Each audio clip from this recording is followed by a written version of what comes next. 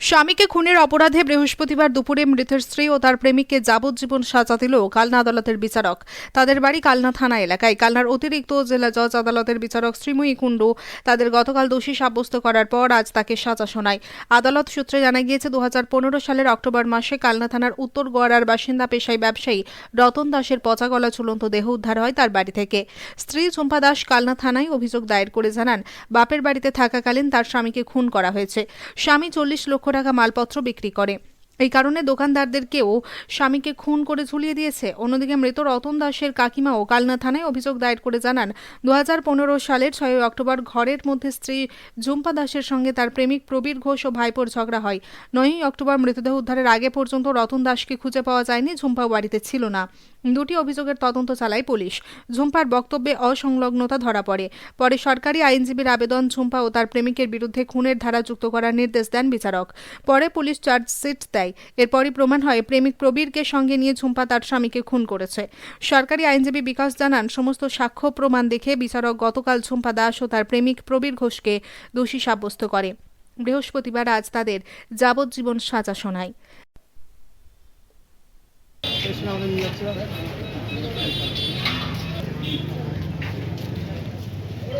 কি করেছিলেন আপনারা দুজন আপনার স্বামীর সঙ্গে? সাজা দিল আদালত, বলছেন না কেন?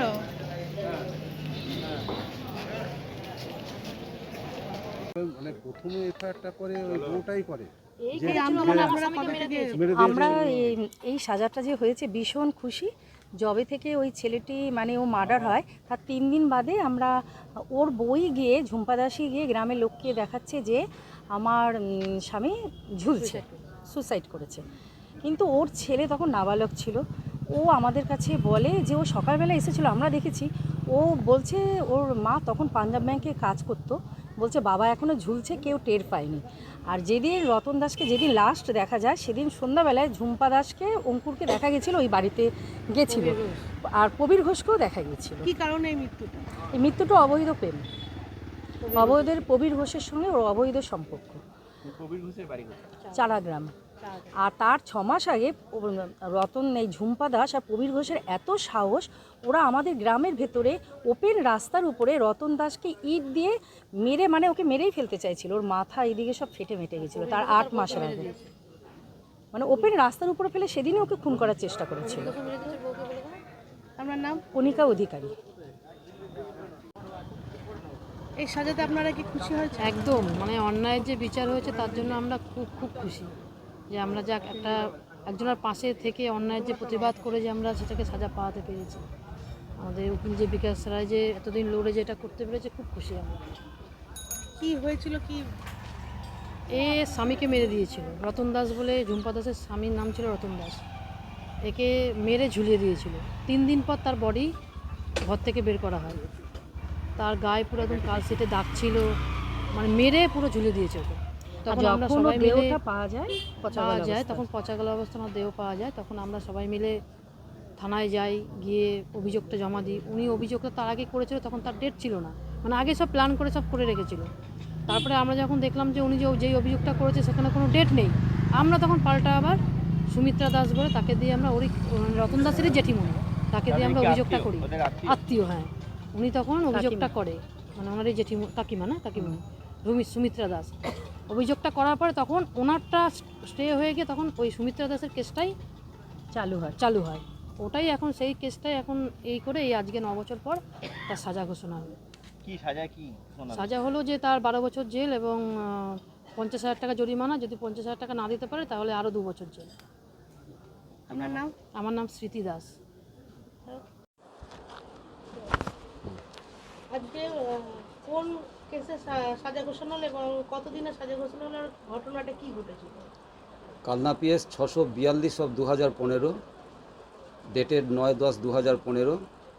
এই কেস কানেকশানে সেশন কেস 57/17 কেসে দুজন যে অভিযুক্ত ছিলেন ঝুম্পা দাস এবং প্রবীর ঘোষ, তারা আজকে দোষী সাব্যস্ত হয়ে তাদের বিরুদ্ধে সাজা ঘোষণা হয়েছে এবং তাদের মাননীয় আদালত কালনা কোর্টের অতিরিক্ত জেলা জজ আদালত শ্রীময়ী কুণ্ডু তাদেরকে লাইফ কনভিকশন দিয়েছেন, তার সাথে 50,000 টাকা ফাইন অনাদায়ে আরও 2 বছরের সশ্রম কারাদণ্ড, এই দুটোই কনকারেন্টলি চলবে।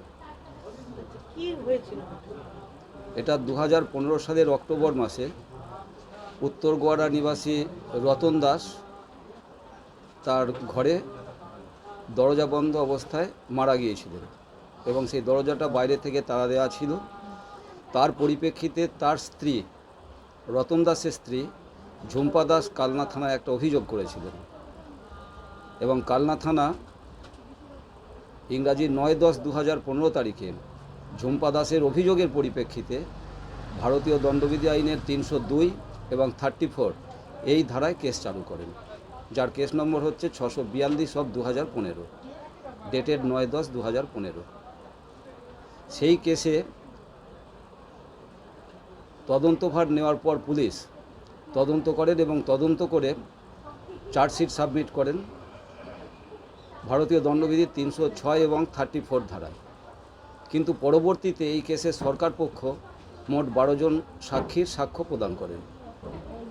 12 জন সাক্ষীর সাক্ষ্য প্রদানের পর আমি সরকার পক্ষের আইনজীবী হিসাবে 306-এর যে চার্জ প্রসিকিউশনের থেকে দেওয়া হয়েছিল তদন্তকারী অফিসার, সেইটার পরিবর্তে ভারতীয় দণ্ডবিধির 302 মার্ডারের সেকশনের জন্য প্রেয়ার করেছিলাম এবং তৎকালীন বিচারপতি যিনি ছিলেন সুধীর কুমার, কালনার অতিরিক্ত জেলা জজ আদালতের যিনি জজ সাহেব ছিলেন, তিনি সরকার পক্ষের আইনজীবীর এই 302 ধারার সপক্ষে মত দেন এবং চার্জ অল্টার হয় এবং এর বিরুদ্ধে আসামি পক্ষ কলকাতা অনারেবল হাইকোর্টে প্রেয়ার করেন 302-এর বিরুদ্ধে, কিন্তু মাননীয় উচ্চ আদালত কালনা অতিরিক্ত জেলা জজ আদালতের রায়কেই বহাল রাখেন, 302-এর সেকশনকেই বহাল রাখেন। এই 302 সেকশনে চার্জ ফ্রেম হওয়ার পরে পুনরায় সরকার পক্ষ সাক্ষীদের আসামি পক্ষরা আবার জেরা করেন ওই 12 জন সাক্ষীর মধ্যে 5 জনকে এবং আসামি পক্ষ তাদের তরফ থেকে আরও 5 জনকে ডিফেন্স উইটনেস হিসেবে সাক্ষ্য দেন এবং তাদেরকেও সরকার পক্ষ জেরা করেন এবং এই উভয় পক্ষের সাক্ষ্য প্রদানের পরে মাননীয় আদালত পারিপার্শ্বিক সাক্ষ্যের ভিত্তিতে এই 12 জন এবং আরও যে 5 জন ডিফেন্স উইটনেস দিয়েছিলেন সেই সাক্ষ্য বিচার করে এবং উভয় পক্ষের আর্গুমেন্ট হওয়ার পরে মাননীয় আদালত গতকাল ইংরাজি 13/11/2024 তারিখে এই দুজন যে অভিযুক্ত ব্যক্তি ছিলেন ঝুম্পা দাস এবং প্রবীর ঘোষ তাদেরকে দোষী সাব্যস্ত করেন এবং মাননীয় আদালত আজ 14/11/2024 তারিখে কালনা কোর্টের অতিরিক্ত জেলা জজ আদালতের যে বিচারপতি শ্রীময়ী কুণ্ডু তাদেরকে লাইফ কনভিকশন দেন এবং তার সাথে আরও 50,000 টাকা জরিমানা ধার্য করেন। রীতা ভট্টাচার্যের রিপোর্ট, সুন্দর বাংলা নিউজ। মোটরসাইকেল কিনবেন ভাবছেন, হাতে টাকা নেই? চিন্তা কিসের? আপনার পাশেই তো রয়েছে মাসুম অটোমোবাইল। আপনার পাশেই সর্বপ্রথম মাসুম অটোমোবাইল নিয়ে এসেছে সিএনজি প্লাস পেট্রোল বাইক, এছাড়াও নিয়ে এসেছে নতুন স্কুটার। এখানে পাবেন সিটি 110, প্লাটিনা ও পালসার 220, এছাড়াও বাজাজ কোম্পানির সমস্ত রকম মোটর বাইক। পুরনো বাইক জমা দিন আর নিয়ে যান নতুন বাইক। এছাড়াও থাকছে নতুন গাড়ির সঙ্গে আকর্ষণীয় উপহার। এখানে বিভিন্ন ফাইন্যান্সের সুবিধা আছে। অ্যাকাউন্ট না থাকলেও চলে আসুন। যোগাযোগ 6297902634 ও 8371070586। আমাদের ঠিকানা শানঘোষপাড়া, মুকসিমপাড়া, জামালপুর বুড়োরাজ মন্দিরের সন্নিকট, পূর্বস্থলী।